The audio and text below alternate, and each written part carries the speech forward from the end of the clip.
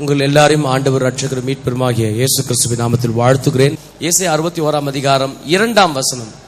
ஏசாயா 61 அதிகாரம் 2 வசனம். கர்த்தருடைய அனுக்கிரக வருஷத்தையும், கர்த்தருடைய அனுக்கிரக வருஷத்தையும் நம்முடைய தேவன் நீதியை சரிக்கட்டும் நாளையும் கூறவும் துயரப்பட்ட அனைவருக்கும் ஆறுதல் செய்யவும். Right, it goes on. Right, நிறைய விஷயம் போயிட்டே இருக்கு. முதல் வரியில் சொல்லப்பட்ட கர்த்தருடைய அனுக்கிரக வருஷத்தையும், கர்த்தருடைய அனுக்கிரக வருஷத்தை, to proclaim the acceptable year of the Lord.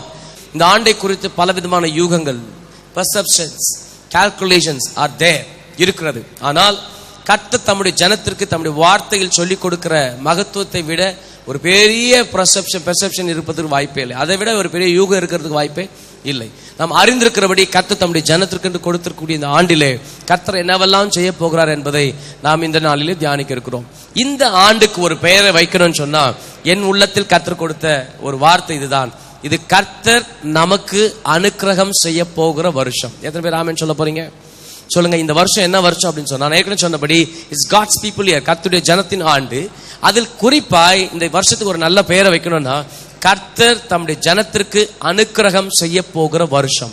இதில் ஆங்கிலத்தில் சொல்லும்போது அக்செப்டபிள் இயர், பல டிரான்ஸ்லேஷன், ஒரே ஒரு டிரான்ஸ்லேஷன் மட்டும் சொல்லுது it's year of God's favour.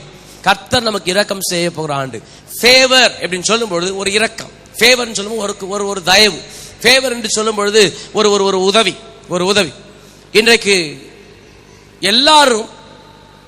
எல்லாருடைய உதவியை சார்ந்து தான் இன்னைக்கு உலகத்தில் வாழ்ந்து கொண்டிருக்கிறோம். we all depend on somebody else help. ஆமாவா இல்லையா? ரைட். நானா ஏங்கிட முடியாது, நானா வாழ்ந்துட முடியாது. எல்லாரும் மற்றவருடைய உதவியை சார்ந்து தான் என்ன பண்றோம்? வாழ்றோம். எல்லாரும் ஒருத்தர் மற்றவருடைய உதவியை சார்ந்து தான் வாழ்றோம். எல்லா விஷயத்திலும் யோசிச்சு பார்த்தோம்னா we always dependent. நம்ம எல்லாருமே மற்றவர்களை சார்ந்தே வாழ பழகிவிட்டோம், மற்றவர்களை சார்ந்து வாழ பழகிவிட்டோம். இது இது இது உலகத்தின் நியதி, மனிதனின் நியதி. இது உலகத்தின் நியதியோ மனிதன் நியதியோ யாராலும் மாற்ற முடியாது. we are dependent, right? Dependent சொல்ல இண்டிபெண்டா இருக்கிறோன்னு சொல்லுவோம். ஆனா இண்டிபெண்டா யாராலும் உலகத்துல வாழவே முடியாது. we all are dependent. எல்லாரும் மற்றவர்களை சார்ந்துதான் வாழ்ந்து கொண்டிருக்கிறோம். ஆனால் மற்றவர்களை சார்ந்து வாழக்கூடிய இந்த நியதியை ஒருவராலும் எப்படி மாற்றிக்கொள்ள முடியாதோ அல்லது ஒருவராலும் எப்படி மறுக்க முடியாதோ, அதே போல் உலகத்தில் படைக்கப்பட்ட மனிதர்கள் எல்லாரும் அந்த படைப்பின் காரணராகிய அந்த தேவனை சார்ந்து வாழ வேண்டும் என்பது அது கட்டளை. எத்தனை பேர் ஆமென் சொல்ல போறீங்க? அந்த கட்டளைக்கு மீறி வாழ்ந்தால் நம்மால் என்ன பண்ண முடியாது? வாழ முடியாது. எத்தனை பேர் ஆமென் சொல்ல போற வார்த்தைக்கு? கர்த்தரை சார்ந்து வாழும் கட்டளைக்கு நான் அடிபணியாவிட்டால் என்னால் வாழ முடியாது. இது எத்தனை பேர் ஒத்துக்க போறீங்க? எத்தனை பேர் ஒத்துக்க போறீங்க? என்னை படைத்த என் ஆண்டவனை சார்ந்து நான் வாழாவிட்டால் என்னால் என்ன பண்ண முடியாது? உலகத்தில் வாழ முடியாது. இன்னைக்கு நிறைய பேர் சொல்றாங்க, no no no I can make it up, I can do it, நான் பார்த்துக்கிறேன் சொல்றோம். அப்படிப்பட்ட மபதில் வாழ்ந்த அநேக ஜாம்பவான்கள் தங்களுடைய வாழ்க்கையின் கடைசியில் கொஞ்சம் அப்படி அலசி பார்க்கும்பொழுது கைவிரித்து கொண்டு கதறிக்கொண்டு ஏங்கிக் கொண்டுதான் தங்கள் வாழ்வை முடித்தார்கள் என்பது சரித்திரம் எனக்கு சான்றாய் சொல்லிக் கொண்டிருக்கிறது. ஆமென். அலெக்சாண்டர் தி கிரேட் உலகத்தை தன் ஆட்சியின் கீழ் தன்னுடைய அதிகாரத்துக்கு கொண்டு வந்த Alexander the great when he died, மரிக்கும் பொழுது தன்னுடைய மரண சம்பவத்தை அவர் சொல்லி வைத்தபடி அவருடைய சகாக்கள் செய்து முடித்தார்கள். அது சொல்லும் பொழுது தன்னுடைய மரண அந்த சவப்பெட்டியில 2 துவாரத்தை போட்டு 2 கையை வெளியே நீட்டிட்டு தான் என்ன கொண்டு போய் என்ன பண்ணணும்? அடக்கம் பண்ணணும்னு சொன்னார். சொன்னது மட்டும் இல்லாம என்ன கேரி பண்றது யார், என்ன தூக்கிட்டு போகணும், என்னுடைய காஃபின் பாக்ஸை யார் தூக்கிட்டு போனா the best doctors தான் தூக்கிட்டு போகணும்னு சொன்னார். ஏன் என்றால் அவர் சொல்லுகிற 2-3 காரியங்கள், நிறைய விஷயங்கள். ஒன்று, என்னை அதிகமாக கவர்ந்த விஷயம், ஏன் கையை அப்படி வெளியே போட்டுட்டு போகணும் அப்படின்னு சொன்னா, உலகத்தின் மனிதர்கள் எல்லாரும் தெரிஞ்சுக்கிட்டணும், I have not brought anything, I am not taking back with me. இந்த உலகத்தில் நான் பிறக்கும் பொழுது நான் ஒன்றையும் கொண்டு வரவில்லை. நான் திரும்ப இந்த உலகத்தை விட்டு போகும்பொழுது ஒன்னையும் கொண்டு போகல. வெறுங்கையனாய் வந்தேன், வெறுங்கையன தான் நான் திரும்பி போறேன். யாரு? இந்த உலகத்தை தன்னுடைய விரலினால் ஆட்டி படைத்த ஒரு மகா பெரிய மனிதன், தன் கரத்தில் அதிகாரம் வைத்திருந்தவன், நினைச்சதை எல்லாத்தையும் சாதித்துக் கொண்டிருந்த மனிதன் சொல்கிறான், நான் ஒன்றையும் கொண்டு வரவில்லை, நான் ஒன்றையும் கொண்டு போகவில்லை. I came empty, I am going empty. நான் வெறுமையாய் வந்தேன், வெறுமையாய் போனேன். ஏன் டாக்டர்ஸை தூக்கிட்டு போகணும்னு சொன்னா, உலகத்தின் மனிதர்கள் எல்லாம் கடைசியா தங்களுடைய ஜீவ காலத்தில் ஏதோ ஒரு பிரச்சனை ஒரு உயிருக்கு வரும்பொழுது அவங்க நம்புறதெல்லாம் டாக்டரை மட்டும்தான் நம்புறாங்க. ஏன்னா வைத்தியர்கள் வைத்தியம் பார்த்தா என்னுடைய என்ன வந்துடும்? என் சுகவீனத்திற்கு, என் வியாதிக்கு விமோச்சனம் கிடைச்சு நினைக்கிறாங்க. ஆனால் அந்த டாக்டராலும் என்ன பண்ண முடியும்? they can only give some temporary remedy, right? ஒரு தற்காலிகமான ஏதோ ஒரு வழியை தான் காண்பித்து கொடுக்க முடியுமே தவிர அவர்களால் நமக்குள் இருக்கக்கூடிய ஜீவனை, உயிரை காப்பாற்ற முடியாது என்பதை அவர்கள் அறிந்து கொள்ள வேண்டும். the best doctors cannot save my life, என் வாழ்க்கை, என் ஜீவனை உலகத்தில் சிறந்த டாக்டர்களாலும் காப்பாற்ற முடியாது என்கிற ஒரு சத்தியத்தை, ஒரு உண்மையை உலகம் அறிந்து கொள்ள வேண்டும். இதை மறைமுகமாக அவர் என்ன சொல்ல வராருன்னு சொன்னா, no human has got authority over another human being. எந்த ஒரு மனிதனும் மற்றொரு மனிதன் மீது அதிகாரத்தை செலுத்த முடியாது, அல்லது ஒரு மனிதனுக்குள் இருக்கிற அதிகாரம் இந்த உலகத்தில் பிரயோஜனம் இல்லாத ஒன்று என்பதை டிக்ளேர் பண்ண முடியாது சொன்னார். இன்றைக்கு நான் உங்களை பார்த்து அட்வைஸ் சொல்கிறேன், நாம் எல்லாரும் மற்றவர்களை சார்ந்து வாழ்வது எப்படி நியதியோ அப்படியே நாம் எல்லாரும் நம்மை படைத்த ராஜாதி ராஜாவாகிய அந்த ஆண்டவரை சார்ந்து வாழ வேண்டியது கட்டளை. இந்த கட்டளை எந்த மனுக்குலம் மீறுகிறதோ, இந்த கட்டளை எந்த மனுக்குலம் ஏற்றுக்கொள்ளாமல் போகிறதோ, வேதத்தின்படியோ அல்லது உலகத்தின் சத்தியத்தின்படியோ சரித்திரத்தின்படி நாம் பார்க்கிறோம், அவர்களால் இந்த உலகத்தில் வாழ முடியாது. எத்தனை பேர் ஆமென் சொல்ல போறீங்க? இன்னைக்கு சொல்லுங்க, என் ஆண்டவரை சார்ந்து நான் வாழாவிட்டால் என்னால் வாழ முடியாது. என்னால் வாழ முடியுமா? முடியாதா? சரி, முடியாதுன்னு சொல்ற மட்டும் சொல்ல முடியாது, வாழவே முடியாது. அப்பா இருந்தா போதும், அம்மா இருந்தா போதும், கணவன் இருந்தா போதும், மனைவி இருந்தா போதும், மாமா இருந்தா போதும், எல்லாம் இருப்பாங்க. நம்ம கேட்கும் போது இருக்க மாட்டாங்க, நமக்கு வேணும்னு சொல்லும் போது அவங்க என்ன பண்ண மாட்டாங்க? இருக்க மாட்டாங்க. அப்ப உலகத்தில் நாம் எல்லாரும் மற்றவரை சார்ந்து வாழ்வது நியதி, ஆனால் நம்மை படைத்த ஆண்டவரை சார்ந்து வாழ வேண்டியது கட்டளை. கட்டளை. அப்ப இந்த ஆண்டவரை சார்ந்து வாழ்கிற நம்முடைய ஜனத்திற்கு அந்த ஆண்டவர் என்ன செய்ய முடியும்? அப்ப அவரை மட்டும் சார்ந்து வாழ்கிறவர்களுக்கு அவரால் என்ன செய்ய முடியும்? அதுதான் இன்றைக்கு நான் உங்களோடு பகிர்ந்து கொள்ள விரும்புகிறேன்.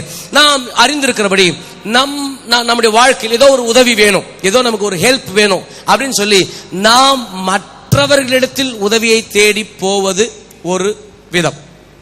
நம்முடைய தேவையை அறிந்து நமக்கு உதவி செய்ய மற்றவர்கள் வருவது மற்றொரு வழி. நான் சொல்ற வார்த்தை உங்களுக்கு விளங்க நினைக்கிறேன். என் தேவை இருக்கும்போது நான் மற்றவங்கள்ட்ட போறேன். அப்படி நான் போகும்போது என் பிரச்சனை என்னெல்லாம் இருக்கும், எனக்கு என்னெல்லாம் கஷ்டம் இருக்கும், ஈஸியா போய் என் கஷ்டம் கொடுங்க அப்படின்னு வாங்கிட்டு வந்துட முடியுமா? என் கஷ்டம் கொடுங்க அப்படின்னு வாங்கிட்டு வந்துட முடியுமா? முடியாது. அப்ப அதுல பலவிதமான சங்கடங்கள் உண்டு, பலவிதமான பிரச்சனைகள் இருக்கிறது. ஆனால் நம் தேவையை யாரோ ஒருத்தர் தெரிஞ்சுக்கிட்டு அவங்களா வந்து நம்ம தேவையை நான் உனக்கு பூர்த்தி செய்யறேன், நான் உனக்கு உதவி செய்யறேன் அப்படின்னு சொல்லும்போது எப்படி இருக்கும்? நமக்கு எப்படி இருக்கும்? வியப்பா இருக்கும். ஓகே, ஆச்சரியமா இருக்கும், வியப்பா இருக்கும், சந்தோஷமா இருக்கும். பா, நீங்க வரலைன்னா நான் எவ்வளோ கஷ்டப்பட்டிருப்பேன் தெரியுங்களா? இந்த பிரச்சனையை சால்வ் பண்றதுக்கு நான் அங்க போயிருப்பேனான்னு தெரியல, இங்க போயிருப்பேனான்னு தெரியல, எங்க போயிருப்பேனே தெரியல, ஆனா நீங்களா வந்து எங்களுக்கு உதவி செஞ்சீங்க பாருங்க, என்னால மறக்கவே முடியாது. சொல்றமா இல்லையா? சொல்றமா இல்லையா? இன்றைக்கு இத்தனை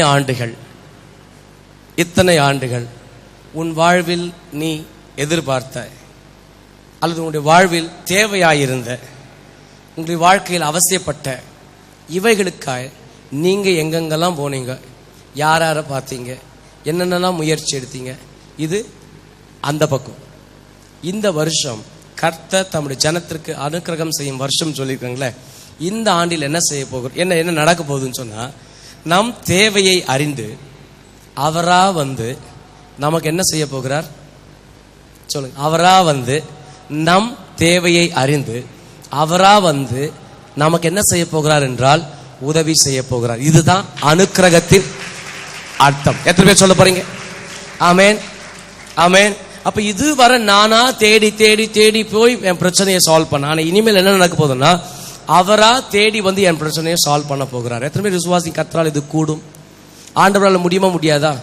சொல்ல, முடியுமா முடியாதா?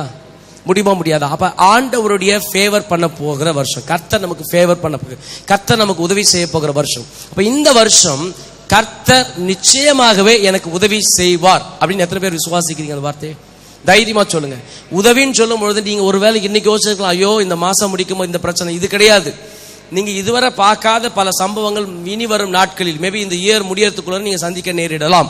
ஆனால் ஒன்றை மறந்து விடாதீங்க, அந்த இடங்களில் கூட கர்த்தரால் உங்களுக்கு உதவி செய்ய முடியும் என்பதை மறக்க கூடாது என்பதுக்காக இந்த முதல் ஞாயிற்றுக்கிழமை ஆறாவது கர்த்தர் உங்களுக்கு சொல்லிக் கொடுக்குற வார்த்தை. ஆமென். அப்ப கர்த்தரா வந்து எனக்கு என்ன பண்ண போகிறார்? உதவி செய்ய போகிறார். செய்வாரா செய்ய மாட்டாரா? ஆமென். ஆண்டவருடைய அந்த இயல்புகளை பார்க்கும் பொழுது கூப்பிடுகிற காக்கை குஞ்சிக்கு அவர் என்ன பண்ணுகிறார்? எனக்கு வியப்பா இருக்கு. ஆண்டவருக்கு இவ்வளோ கன்சர்ன் இருக்குமா? ஆண்டவருக்கு இவ்வளோ கன்சர்ன் இருக்குமா? ஹல்லேலூயா. கூப்பிடுகிற காக்கை குஞ்சுக்குன்னு சொன்னா ஏதோ ஒரு மூலையில ஒரு காக்கா கா கா கான்னு கத்திட்டு இருக்கு. ஆனா அந்த சத்தத்தை கேட்டோன்னு நமக்குலாம் ரொம்ப இலக்காரமா இருக்கும். என்ன இந்த காக்கா எப்ப பார்த்தாலும் கத்திட்டு இருக்கு, என்ன இந்த காக்கா எப்ப பார்த்தாலும் கத்திட்டு இருக்குன்னு சொல்றோம். ஆனால் நம் பார்வைக்கு அது இலக்காரமா இருக்கும். ஆனா அதை படைச்ச ஆண்டவருடைய பார்வை அது கரிசு நிறைந்த பார்வை. அப்ப பரலோகத்தில் உன்னதத்தில் வாழ்ந்து கொண்டிருந்தாலும் ஏதோ ஒரு மூலையில் கூப்பிடல் இட்டு கொண்டிருக்கிற, கூப்பிடுதல் சத்தத்தை உயர்த்தி கொண்டிருக்கிற ஒரு சின்ன லீஸ்ட் பேர்ட், ரைட்? காக்காவை ரொம்ப நேசிக்கலாம் மாட்டோம். பறவையை புறாவை நேசிக்கிற மாதிரி காக்காவை நேசிப்போம் நம்ம, ரைட்? புறாவை நேசிக்கிற மாதிரி காக்காவை நேசிப்போமா?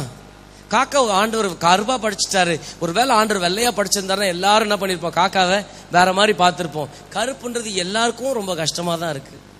பிளாக் பியூட்டின்றது நிறைய பேருக்கு தெரியல. என்ன மாதிரி ஆளுங்களுக்கு மட்டும்தான் தெரியுது அது. ஹல்லேலூயா சொல்லுங்க, hallelujah. Black is always beauty. அந்த பிளாக்கா பார்க்காதீங்க, பியூட்டியா பார்த்தீங்கன்னா அழகா தான் இருக்கும். எத்தனை பேர் ஆமென் சொல்ல போறீங்க? சொல்லுங்க ஆமென், ஆமென். ரைட். அந்த காக்காவை ஆண்டவர் கருப்பா படிச்சதுனால என்னமா தெரியல, உலகத்தில் இருக்கிற எல்லா மனுஷனும் காக்காவை விரும்பவே மாட்டான். ஆனால் ஆண்டவர் கூப்பிடுகிற பறவைக்கு, புறாவுக்கு நான் செவி கொடுப்பேன்னு சொல்லி போட்டிருந்தா அதில் ஒன்றும் ஸ்பெஷலாக இருந்திருக்காது. ஆனால் கூப்பிடுகிற என்ன குஞ்சுக்கு? காக்கை குஞ்சுக்கு. எல்லாராலும் ஆண்டவருக்கு தெரியும் கருப்பா படைச்சிருக்கிற. இருந்தாலும் நிறைய பேர் லைக் பண்ண மாட்டாங்க. ஆனால் நான் படைக்கும் போது என்ன மனசுல வச்சு படைச்சனோ அந்த அழகோடு நான் பார்க்கிறேன். I will there to take care of you. பயப்படாத காக்கா. அப்ப கூப்பிடுகிற காக்கை குஞ்சுக்கு கர்த்தர் என்ன பண்ணுகிறார்? செவிசாக்கி. இந்த அனுக்கிரக வருஷத்தில், இந்த கர்த்தர் நமக்கு உதவி செய்யற வருஷத்துல கர்த்தர் என்னெல்லாம் செய்ய போகிறார்? கர்த்தர் நம்மை தேடி உதவி செய்ய போகிறார். அப்ப நம்மை தேடி உதவி செய்ய போகிறான்னு சொல்லும் பொழுது அவரா வீடு வீடா தேடி வருவாரான்னு சொன்னா அப்படிலாம் வரல மாட்டாரு, அவ்வளவு வரமாட்டார். ஒரே ஒரு வசனத்தை மட்டும் வாசி திரும்ப I'm going to get back into it. Right. 69ஆம் சங்கீதத்தில் ஒரே ஒரு வசனம், 69ஆம் சங்கீதம் 13ஆம் வசனம். ஆனாலும் கர்த்தாவே அனுக்கிரக காலத்திலே உம்மை நோக்கி. எஸ் அந்த சங்கீதத்தை வீட்டில் போய் வாசிச்சு பாருங்க. அதுக்கு முன்னாடிலாம் அந்த பக்தன் சொல்லுகிறான், என்னை உடைச்சிரு, என்னை தூக்கினீரு, என்னை விடவே இல்லை, என்னை இப்படி பண்ணீங்க அப்படி பண்ணீங்க, என் வாழ்க்கை இப்படி போச்சு, அதெல்லாம் புலம்பிட்டு சொல்றான். அனுக்கிரக காலத்தில், in time of God's favour, கர்த்தர் எனக்கு அனுக்கிரகம் செய்யும் வருஷத்தில், அனுக்கிரக காலத்தில், கர்த்தர் நமக்கு உதவி செய்கிற இந்த காலத்தில் நான் என்ன செய்வேன் என்று சொன்னால், உம்மை நோக்கி என்ன பண்ணுவேன்? எல்லாரும் சொல்ல போகிறோம், இந்த வருஷம் கர்த்தர் எனக்கு உதவி செய்ய போகிற வருஷம். கர்த்தர் எனக்கு உதவி செய்ய வேண்டும் என்றால் நான் கர்த்தரிடத்தில் விண்ணப்பம் பண்ணுவேன். நான் கர்த்தரிடத்தில், as true it is that God is going to render his favor, it is also needed that you should pray to God. கர்த்தர் நமக்கு உதவி செய்ய போகிறார் என்பது எந்த அளவுக்கு உண்மையோ அதே அதற்கு இணையாய் நாம் அவரிடத்தில் ஜெபிக்க வேண்டும் என்பது நிபந்தனை. இது கட்டளை. எத்தனை பேர் ஆமென் சொல்ல போறீங்க? அப்ப அனுக்கிரக காலம். அப்ப கர்த்தர் எனக்கு உதவி செய்ய நேரம் கண்டுபிடிச்சிட்ட உடனே இந்த பக்தன் சொல்கிறான், இவ்வளோ பிரச்சனை, இவ்வளோ போராட்டம், இவ்வளோ கஷ்டம், இவ்வளோ தொல்லை, இது அது அப்படி இருக்கும்பொழுது எனக்கு உதவி செய்ய ஒருவர் வருகிறார். அனுக்கிரக காலம் தெரிஞ்சிச்சுன்னா போதும். நான் ஏற்கனவே சொல்லியிருக்கிறேன், இதற்கு மேல் என் வாழ்க்கை இப்படியே தொடருமே ஆனால் என் வாழ்க்கை ஒரு பெரிய கேள்விக்குறி. கர்த்தர் இரக்கமாய் இந்த ஆண்டு உங்க கையில கொடுத்திருக்கிறார். இந்த வருஷத்திலாவது சொல்லுங்க, இந்த வருஷத்திலாவது நான் சுதந்திரிக்க வேண்டிய ஆசீர்வாதத்தை கட்டாயம் நான் சுதந்திரித்து தான் ஆக போகிறேன். விசுவாசிகள் சொல்லுங்க, கர்த்தர் அனுக்கிரகம் பண்ணி எனக்கு கொடுத்திருக்கிறது புதிய ஆண்டை. இந்த வருஷத்திலாகிலும், இந்த வருஷத்துல உங்க ஆயுசு காலம் முழுவதும் நீங்கள் அனுபவிக்க போகிற பல ஆசீர்வாதங்களுக்கு வித்திட போகிறீர்கள். You are going to sow seeds in this year for blessing that you are going to enjoy all through your lifetime. உன் ஜீவ காலம் எல்லாம் நீ அனுபவிக்க போகிற பல ஆசீர்வாதங்களுக்கு என்று நீ போட போகிற விதை இந்த வருஷத்துல. அப்ப ஆண்டவர் சொல்லுகிற என்னன்னா, நான் உனக்கு உதவி செய்கிறேன். அப்ப இந்த பக்தன் என்ன பண்ணுகிறான்? அவன் கஷ்ட நேரங்கள், அவன் பிரச்சனை நேரத்துல he found something. அவன் ஆண்டவர் உதவி செய்கிறார் என்பதை கண்டுபிடிச்ச உடனே, இது அனுக்கிரக காலம் கண்டுபிடிச்ச உடனே, இது ஆண்டவர் எனக்கு உதவி செய்கிற நேரம் கண்டுபிடிச்ச உடனே, ஆனாலும் in spite of my problems, in spite of my situation, எதிர்பாராத சூழ்நிலை, எல்லா இயல்பான இந்த நிலையிலும் ஆனாலும் அனுக்கிரக காலம் வந்துச்சு பாத்தீங்களா, இந்த அனுக்கிரக காலத்தை மட்டும் நான் மிஸ் பண்ணவே மாட்டேன். எத்தனை பேர் சொல்ல போறீங்க? ஆமென். இந்த வருஷத்தை நான் மிஸ் பண்ண மாட்டேன். சொல்லுங்க, இத இந்த வருஷத்தை நான் மிஸ் பண்ண போறதே இல்லை. எப்படியாகிலும் என் ஆண்டவருடைய கரத்திலிருந்து அந்த ஃபேவர் நான் வாங்காம நான் விடவே போறதில்லை. Before I see the end of this year, இந்த வருஷத்துடைய கடைசியை பார்க்கிறதுக்கு முன்னாடி எப்படியாகிலும் என் ஆண்டவரத்துல அந்த ஃபேவரை வாங்கித்தான் ஆக போகிறேன். ஹல்லேலூயா. அப்ப பக்தன் சொல்கிறான், ஆனாலும் சொன்னா இவைகள் எல்லாத்துக்கும் நடுவிலும் அனுக்கிரக காலம் கண்டுபிடிச்ச உடனே நான் என்ன செய்வேன் என்றால், நான் உம்மிடத்தில் கர்த்தரை நோக்கி நான் என்ன பண்ணுவேன், உம்மை நோக்கி விண்ணப்பம் பண்ணுவேன். அதை தொடர்ந்து சொல்ல, தேவனே உமது மிகுந்த கிருபையினாலும் உமது மிகுந்த ரட்சிப்பினாலும் சத்தியத்தினாலும் எனக்கு செவி கொடுத்தருள். I will do something, I will call you. வேற ஒண்ணும் இல்லை. கர்த்தராகிய ஆண்டவர் எனக்கு செவி கொடுக்கும் அனுக்கிரகத்தின் வருஷத்துல தான் நான் கால வச்சிருக்கிறேன். கர்த்தராகிய ஆண்டவர் எனக்கு செவி கொடுக்கிற அனுக்கிரக வருஷத்துல நான் நின்னுட்டு இருக்கிறேன். I am on the year where I am going to get the favor of my God. சொல்கிறான், அனுக்கிரக காலம் கண்டுபிடிச்ச உடனே நான் என்ன பண்ண மாட்டேன், சும்மாலாம் இருக்க மாட்டேன். I will call you, help help help help help. இது அனுக்கிரக காலம். கர்த்தர் உனக்கு உதவி செய்ய போகிற வருஷம். இந்த கர்த்தர் உதவி செய்ய போற வருஷத்துல கர்த்தர் நம்மிடத்தில் எதிர்பார்க்கிற பெரிய டிமாண்ட் வேற ஒண்ணும் இல்லையா, அவரை பார்த்துப்பா எனக்கு இது வேணும், அப்பா இது எனக்கு கஷ்டம், இது என்னால முடியல, இதுதான் எனக்கு தேவை, இதுதான் என் பிரச்சனை, இதைத்தான் சொல்லிக்கிட்டே இருக்கணும்னு சொல்றாரு. வேற இன்னும் சொல்லல. எத்தனை பேர் நான் சொல்லியிருக்கிற வார்த்தை விளங்கி இருக்கு. அப்ப இந்த அனுக்கிரக வருஷத்தில் அனுக்கிரக காலத்துல கர்த்தரை நோக்கி விண்ணப்பம் பண்ணவங்களுக்கு கர்த்தர் செய்ய போகிற அனுக்கிரகம் என்ன? What are the favors that God is going to render to people who are going to call him in this year of favor? இந்த அனுக்கிரக காலத்தில் கர்த்தரிடத்தில் கேட்கிறவர்களுக்கு என்ன செய்ய போகிறார்? வேகமாய் 1-2 விஷயங்கள் மட்டும் நான் சொல்ல போகிறேன். முதலாவதாக, சீயோனிலே துயரப்பட்டவர்களை என்ன பண்ணவும், இந்த அனுக்கிரக வருஷம் எதற்காக, இந்த ஃபேவர் காட் ஃபேவரபிள் இயர் எதற்காக என்று சொன்னால், சீயோனிலே துயரப்பட்டவர்களை கர்த்தர் என்ன செய்ய போகிறார், சீர்படுத்த போகிறார். எத்தனை பேர் விசுவாசிக்கிறீங்க? சீயோனில் துயரப்படுகிறவர்கள். துயரம் என்பது ஒரு மனிதனுடைய வாழ்வில் இழப்பின் நேரங்கள் ஏற்படக்கூடிய ஒரு விதமான உணர்வு.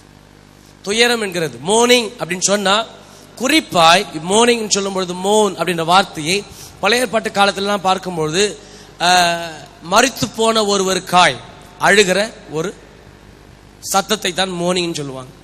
Not necessarily somebody to die, but ஆனால் நம்முடைய வாழ்க்கையில் நாம் இழந்தவைகளுக்காய் நாம் பட்ட வேதனைகள்.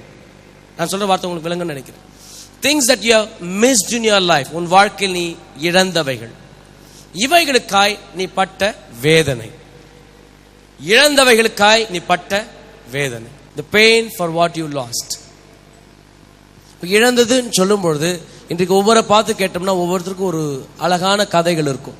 என் வாழ்க்கையில் நான் அப்பெல்லாம் எப்படி இருந்தது தெரியுங்களா, ஆனா இப்ப சொல்லுங்க, அப்ப சொல்லுங்க, அப்ப இப்ப எங்க அம்மா வீட்டில் நான் இருக்கும்பொழுது எங்க அப்பாவும் எங்க அம்மாவும் என்னை எப்படிலாம் பார்த்துக்கிட்டாங்க தெரியுங்களா, ஆனா இந்த வீட்டில் என்னைக்கு வந்து வாழ்க்கப்பட்டனோ அப்படின்னு சொல்லிடுறீங்களா. there are certain areas for which you are longing today. இன்றைக்கும் சில காரியங்களுக்காய் நீ ஏங்கி கொண்டிருக்கிற ஏக்கத்தை கர்த்தர் அறிந்திருக்கிறார். that could be least, ரொம்ப சாதாரண விஷயமா, ஒரு சின்ன விஷயமா இருக்கும், ரொம்ப சின்ன விஷயமா இருக்கும். நான் சொல்கிற வார்த்தை உங்களுக்கு விளங்கும்னு நினைக்கிறேன். there are so many areas. இன்றைக்கு கர்த்தர் தீர்க்கமாய் அநேகரோடு கர்த்தர் இந்த வார்த்தைகளை சொல்லிக் கொண்டிருக்கிறார். The Lord knows your emotions. உன் உணர்வுகளை கர்த்தர் அறிந்திருக்கிறார். உன் உணர்வுகளை கர்த்தர் அறிந்திருக்கிறார். உன் வேதனை கர்த்தர் அறிந்திருக்கிறார். Probably the longing of yours may look to be so least. உன் எதிர்பார்ப்பின் காரியங்கள் ஒருவேளை ரொம்ப ரொம்ப சின்ன பிள்ளைத்தனமாக கூட இருக்கலாம், சின்ன பிள்ளைத்தனமாக கூட இருக்கலாம். ஆனால் அந்த சின்ன பிள்ளைத்தனமா இருக்கிற அந்த அதனால் ஏற்படுகிற வலியை உன் வாழ்க்கையில் தொடர்ந்து நீ சுமக்க வேண்டாம் என்பதை அறிந்தவர் தான் இன்றைக்கு உன்னை பார்த்து சொல்கிறார், சீயோனில் துயரப்பட்டிருக்கிற உனக்கு கர்த்தர் கொடுக்கிற வார்த்தை இது. நான் அதை என்ன பண்ண போகிறேன், சீர்படுத்த போகிறேன். எத்தனை பேர் சுவாசிக்கிற வார்த்தை? Maybe the place where you are working, நீங்கள் வேலை செய்து கொண்டிருக்கிற ஸ்தலத்தில், every time when somebody have a staring look on you, உன்னை பார்த்து அப்படி முறைக்கிற மாதிரி ஒரு பார்வை பார்க்கும் பொழுதெல்லாம் உன் இதயமெல்லாம் அப்படி ஒரு மாதிரி துடிக்க ஆரம்பிச்சிடும். இதனால என்ன நடக்கும்னு தெரியல, ஒரு சின்ன பார்வை தான், பட் அந்த பார்வை ஒரு மாதிரி ஸ்டேரிங் லுக், ஒரு மாதிரி ஒரு முரட்டுத்தனமான ஒரு பார்வை. somebody God wants to tell this. உன் வலியை கர்த்தர் அறிந்திருக்கிறார். நான் சீர்படுத்துவேன் என்று சொன்னால் என்ன தெரியுங்களா நடக்கும்? The Lord will put it on a right shape. சரியான அமைப்புக்குள் கர்த்தர் அதை என்ன பண்ணுவார், கொண்டு வந்து நிறுத்துவார். இன்றைக்கு நான் உங்களை பார்த்து சொல்கிறேன், நீங்கள் இழந்தது நிமித்தமாய் உங்களுடைய இதயத்தில் உள்ள வலியை அறிந்த கர்த்தர் இன்னைக்கு சொல்லிக் கொண்டிருக்கிறார், சியோனில் துயரப்பட்டது போதும். சியோனில் நீ துயரப்பட்டது, it is enough for what you mourned at Zion.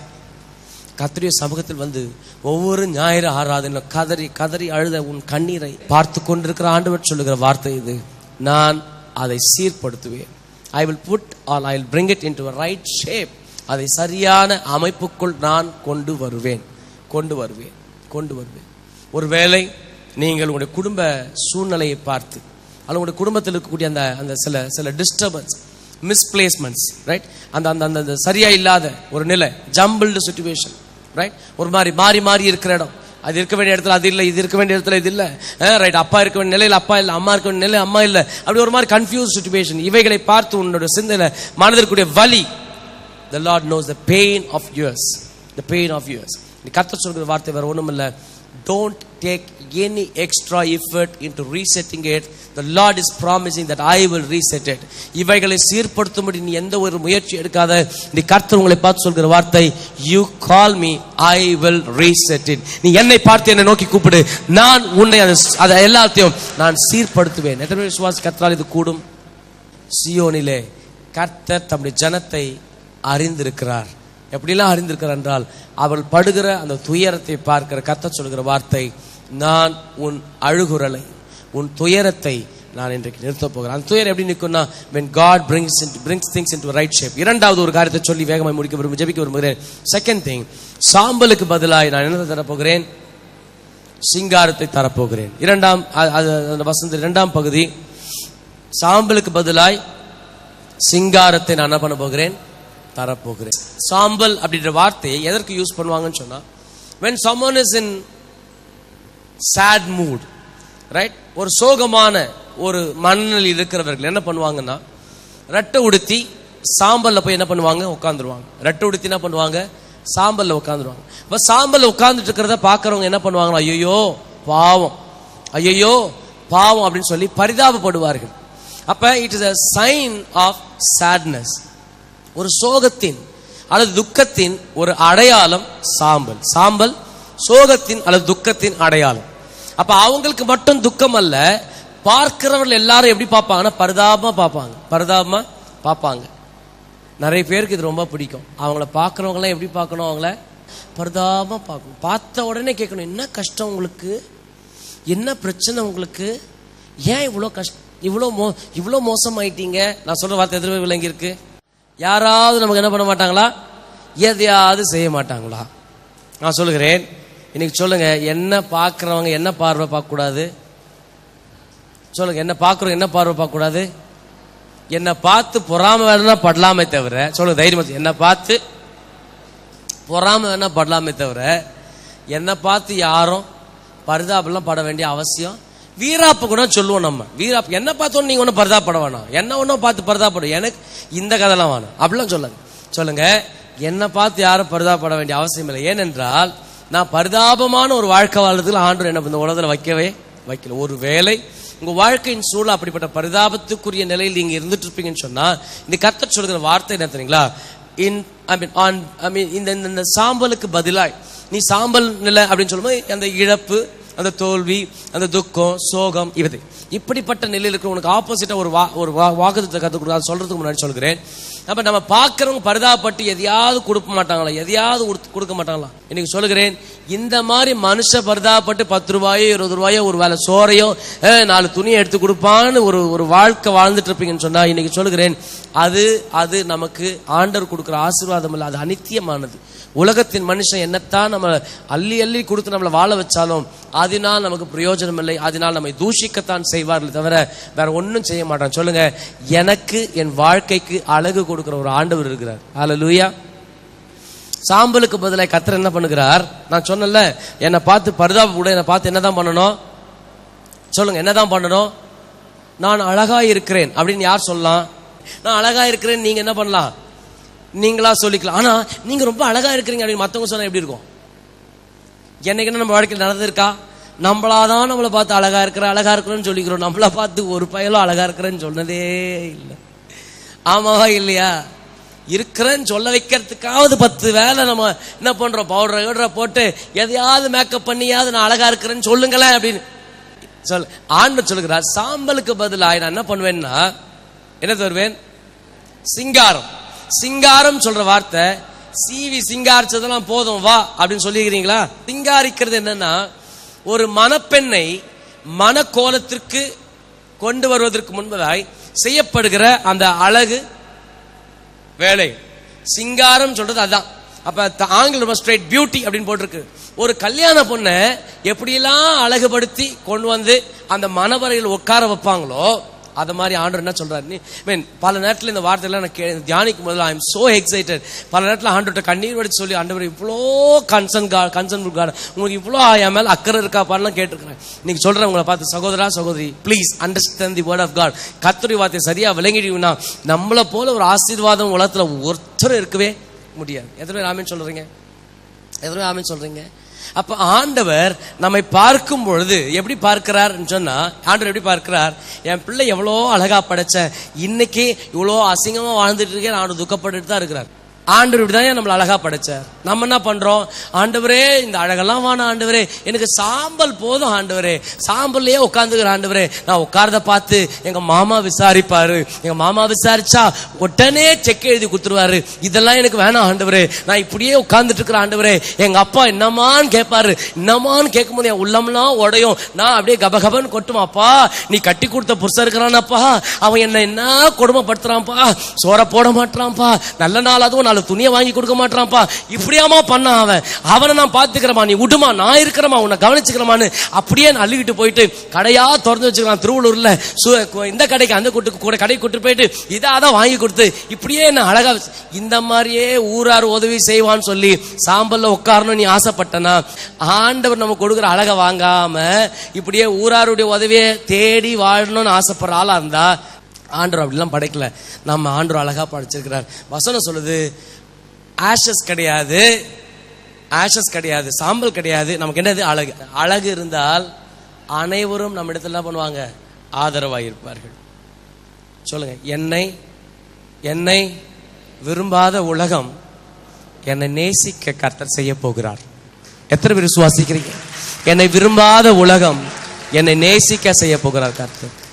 நம்மை பார்த்து அருவருக்கிறேன். நீ சொல்லுங்க, என்னை பார்த்து அப்படி ஒரு மாதிரி ஒதுங்கி போயிடுறாங்க, நான் அருவருக்கப்படுகிறேன், நான் விரும்பப்படலை, இங்கெல்லாம் எனக்கு என்னை யாரும் சேர்த்துக்கிட மாட்டாங்க, இங்கெல்லாம் எனக்கு இடம் இல்லை, இந்த இடம்லாம் இட்ஸ் நாட் ஃபார் மீ. அந்த மாதிரி எங்க? ஏனென்றால் என் நிலையை பார்த்து, என் சூழலை பார்த்து, என் தகுதியை பார்த்து, எனக்கு இருக்கக்கூடிய என்னுடைய அந்தஸ்தை பார்த்து, சொல்லுங்க, எனக்கு இருக்கிற அந்தஸ்தை பார்த்து என்னை எங்கெங்கெல்லாம் ரிஜெக்ட் பண்ணணும் அந்த இடத்துல கூட்டிட்டு வந்து நீங்க இங்கேயே இருங்க, எங்கேயும் போயிடாதீங்கன்னு சொல்லி கையெடுத்து கும்பிடுற காலம் ஆண்டவர் வரத்தான் வைக்க போகிறார். விசுவாசிக்கிற சொல்லுங்க. உன்னுடைய வாழ்க்கை சூழல், உன் தகுதியை பார்த்து, உனக்கு இருக்கிற அந்தஸ்தை பார்த்து, உனக்கு இருக்கிற பொருளாதாரத்தை வச்சது, அதெல்லாம் வச்சு கால்குலேட் பண்ணி உன்னை ட்ரீட் பண்ண மனுஷங்க, உன்னை நடத்தின விதங்கள் எல்லாம் உங்களுக்கு தெரியும். அதனால் இருக்கக்கூடிய வலி, ரைட், சூழ்நிலை கர்த்தர் அறிந்திருக்கிறார். சாம்பலுக்கு பதிலாக கர்த்தர் உனக்கு ஒரு அழகை கொடுக்க போகிறார். அந்த அழகு நீயாய் உனக்கு கொடுக்க போகிற அழகல்ல, கர்த்தரா உனக்கு தரப்போகிற ஒரு அழகு. அந்த அழகு நிரந்தரமான அழகு. அந்த அழகை ஒருத்தரால உன்னிடம் எடுத்து முடியவே முடியாது. விசுவாசி சொல்லுங்க, ஆண்டவரே, சீயோனில் நான் துயரப்பட்ட நாட்கள் முடிவுக்கு நீ கொண்டு வர போவதற்காய் நன்றி. ஆண்டவரே, இயலாமை நிமித்தமாய், இல்லாமை நிமித்தமாய் நான் நொந்து போயிருந்த என் வாழ்வை பார்த்து மனிதர் பரிதாப வாழ்க்கைக்கு நீ முடிவு கொண்டு போறதுக்காக நன்றி ஆண்டவரே.